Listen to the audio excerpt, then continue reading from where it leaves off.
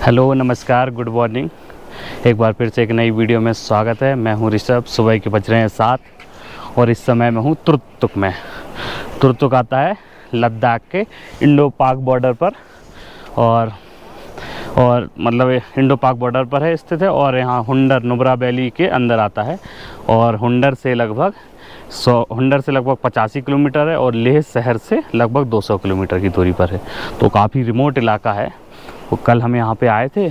हाँ, और यहाँ से जो मैं आपको इसका इतिहास थोड़ा बता देता हूँ कि तुर्तुक है जो 816वीं शताब्दी के बीच में तुर्किस्तान के वंश था, यागबू वंश। तो उनके राजा यहाँ पे राज शासन किया करते थे। बाद में जब भारत को आज़ादी मिली तो 1947 के बाद ये पाकिस्तान में चला गया। पाकिस्तान वालों ने इसको क्लेम कर लिया।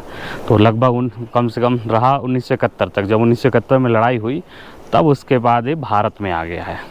तो ये इसके बाद जो सिर्फ तुर्तुक नहीं आया है। हम जब कहीं पढ़ते हैं तो सिर्फ लगता है कि तुर्तुक आया है, लेकिन असल जो लास्ट विलेज है इस जगह का वो है थांग विलेज, जो तुर्तुक से लगभग 6-7 किलोमीटर की दूरी पर है। वहाँ से आपको बॉर्डर दिखाई देता है।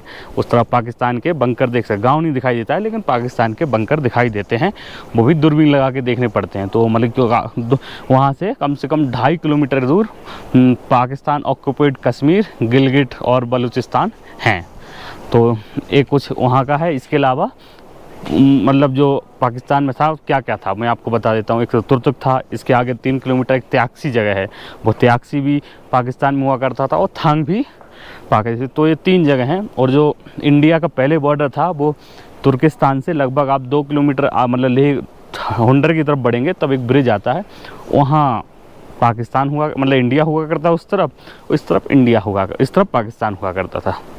तो कुल मिला के सिर्फ तुर्तुक के 3 विलेज नहीं है जो पाकिस्तान मतलब जो 1971 के पहले भारत में नहीं थे, पाकिस्तान में थे। अब तीनों गांव भारत में हैं।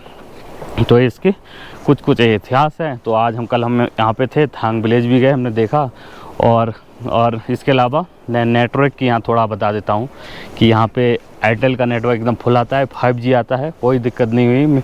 पर जियो का नहीं आता है। जियो नेटवर्क यहाँ नहीं आता है। BSNL का नेटवर्क आता है, एयरटेल नेटवर्क आता है। लाइट की बात करूँ तो यहाँ 24 घंटे लाइट रहती है, कोई दिक्कत नहीं है लाइट की।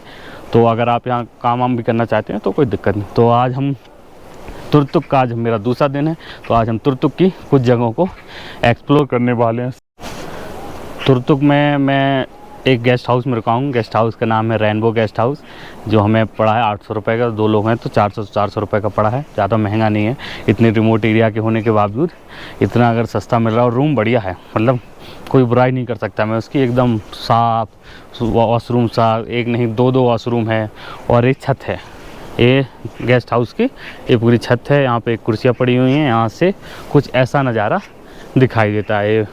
ये जैसे लद्दाख के पहाड़ होते हैं वैसे पहाड़ हैं और उस तरफ भी कुछ पहाड़ हैं और ये कुछ यहाँ पे घर बने हुए हैं जो यहाँ तुर्तुक में ऐसी कुछ इन्हीं पत्थरों के बने होते हैं। तो कुछ ये गेस्ट हाउस है, हमें 800 का पड़ा है। और थोड़ा मतलब म्यूजियम के पास है, जो बाल्टी म्यूजियम है उसके पास में ही थोड़ा ऊपर गलियों में चलना पड़ता है तो आपको यहाँ मिलता है। तो आप अगर आपको बहुत महंगा मिल रहा है तुर्तुक में तो आप यहाँ रेनबो गेस्ट हाउस में आ सकते हैं।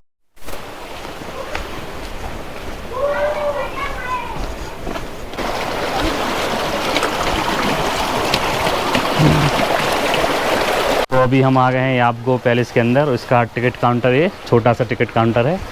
तो इसका हमें पड़ा है एक मतलब 1 पर्सन 100 रुपये। ये मैं टिकट आपको दिखा देता हूँ। यह टिकट लिखा है heritage palace museum of Yabgo dynasty Turtuk union territory Leh Ladakh. तो ये है और भैया हमें यहाँ पे सेब दे रहे हैं। तो ये हमें तुर्तुक में क्या लाल सेब मिल रहे हैं, बढ़िया। देखिए भैया गया मिल गया एक वो है उधर। बस भैया थैंक यू। बस तो ये हमें सेब मिल गया है और हम यहाँ पे अब ऊपर चल रहे हैं। तो ये कुछ पैलेस इस प्रकार दिखाई देता है।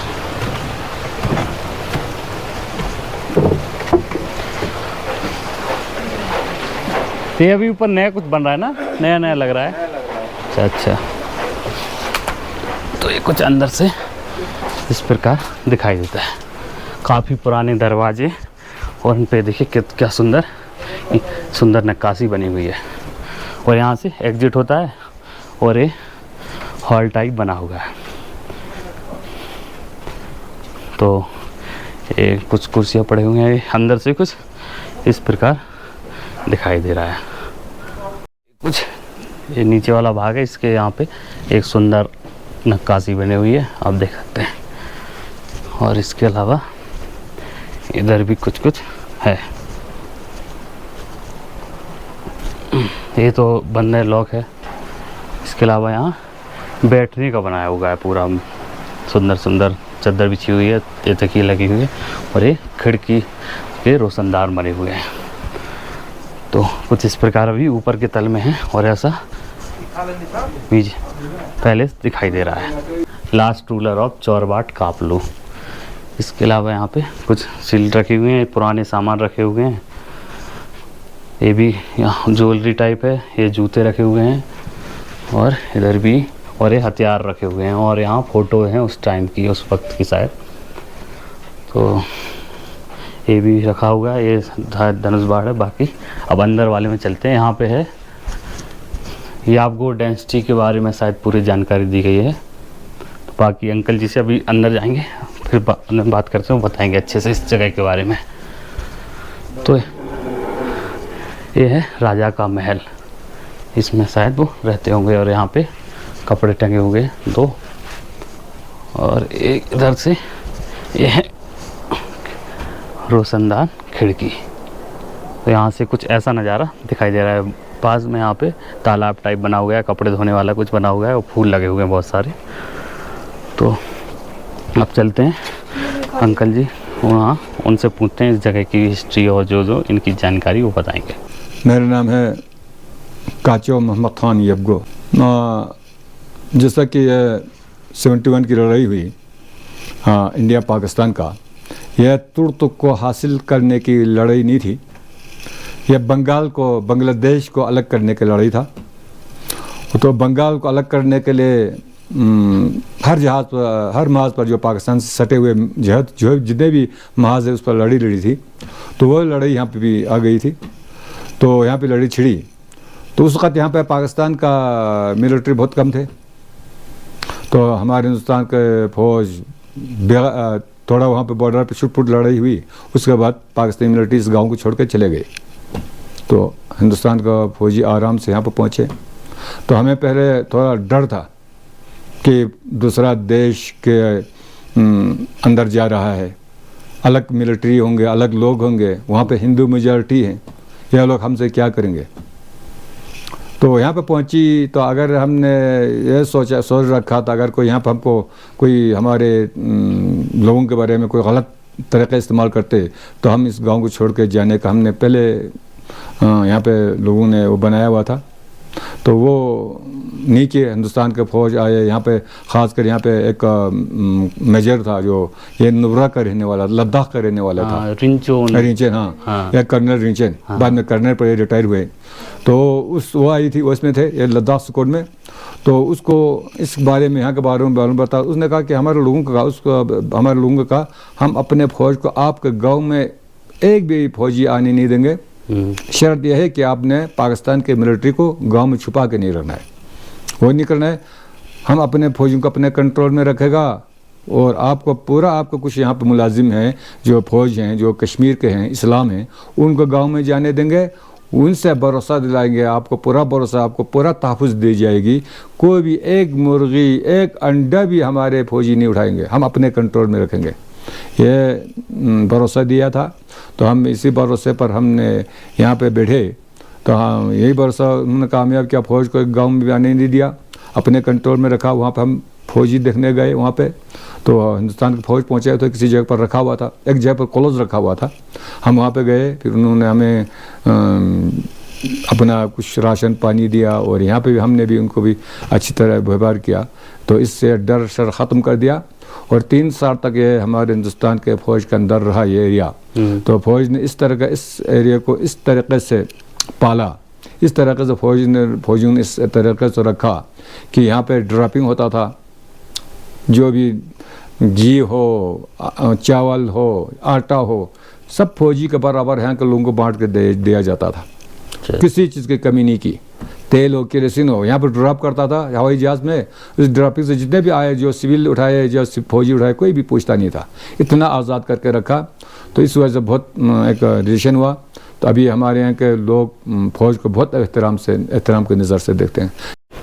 तो अभी हम यागबो पैलेस में ही हैं। तो पहले हम जिन अंकल से बात कर रहे थे, उनसे बात करने पर पता चला कि वो यागबे डायनेस्टी के मतलब उनके वंशज हैं। तो वो यहाँ पे इस महल में रहते हैं। उनका नाम है, यहाँ पे लिखा है, यागबो Mohammad Khan is born in 1950। He adopted जमींदोरासिस ऑक्यूपेशन। उनका बेटा 1990। तो ये पूरा है, ये पूरी यागबो डायनेस्टी चौराबाट की पूरी मतलब वंशावली बताई गई, जिसमें पहले इतना आपको इंटरनेट पे नहीं मिलेगा इतनी जानकारी जितना मुझे उनने बताई है। तो उन्होंने बताई, उसके बाद बता दूं कि ये लिखा है ऊपर प्रिंस टोंग, जो पहले मतलब जो ये पूरा इलाका था ये इस तिब्बत में आता था। फिर बाद में यहाँ पे बहुत लंबे समय तक यहाँ पे एक राजा हुए सुल्तान बेग मानथाल, जो इस डायनेस्टी के सबसे ताकतवर राजा माने जाते हैं। और उन्होंने ही फिर तुर्तुक को अपने में मिला लिया था। तो उसके बाद फिर मतलब पूरा ये रहा पारसी वाला पारसी मानते थे। फिर इसके बाद पहला जो इस्लाम राजा है वो है शाह आजम खान। उसके बाद पूरी डायनेस्टी बताई गई। बाद में ईस्ट इंडिया भी आई। ईस्ट इंडिया जाने के बाद फिर पाकिस्तान इधर आ गई। और पाकिस्तान मतलब उन्होंने कहा कि अब वो पाकिस्तान के अंडर है।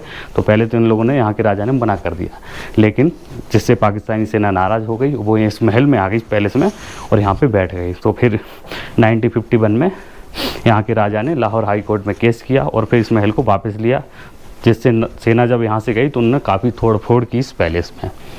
तो और बाकी फिर उसके बाद 1971 वाला युद्ध हुआ, भारतीय सेना आई, भारतीय सेना ने इस जगह को मिला लिया है।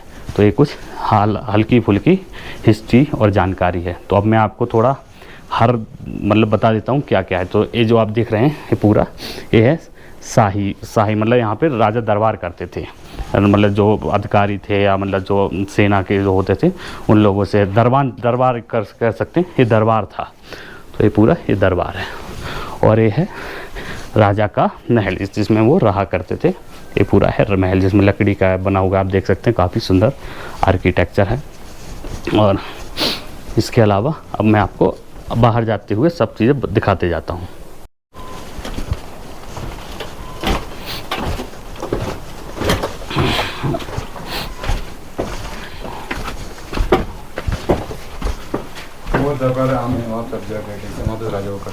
वो वाला है, अच्छा यहाँ पे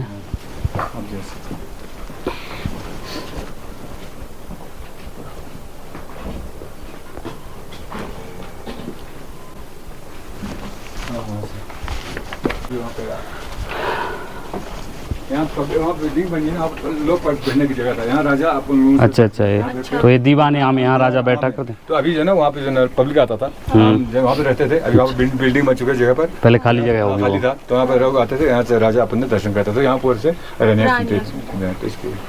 अच्छा तो ये है दीवान आम, यहाँ पे राजा लोगों से संवाद करते थे इस जगह से।